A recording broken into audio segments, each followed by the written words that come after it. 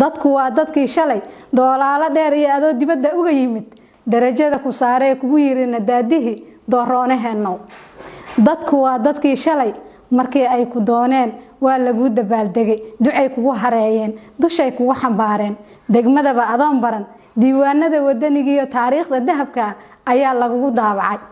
anoon hadalka kugu durin amaan kuu dardaar warin waxaan kaaga digay shalay kursiga doonistiisa iyo damac iyo hankaagii waataan daacad kuu yiri allah kugu deeqaye ha iska duminin taalada iyo magaca doorka diiwaanka ku galay wax daryeel la moodaa dayax ku horseeday wali waxaanan iga degin geesi naga dahsoomiyo waxaan dirac ku moodnaba maanta dawladnimada dalka iyo dadkiisuba inay dayra ka yihiin waa caanadaatiyo daba qabashadoode hadda iyo danteeni mar labaad duqiyo aan kula dardaarme dadka lama yareysto dalasigu ma fiicne adoo daawo talin kara suntay daacanaysiyo adoo belada dedi kara dulmiga shindhaafiyo dirirtiyo colaadaha adoo dabar ku xiri kara nabarada dilaaciyo adoo ololka damin kara nabadana dalayn kara fidna looma duubtee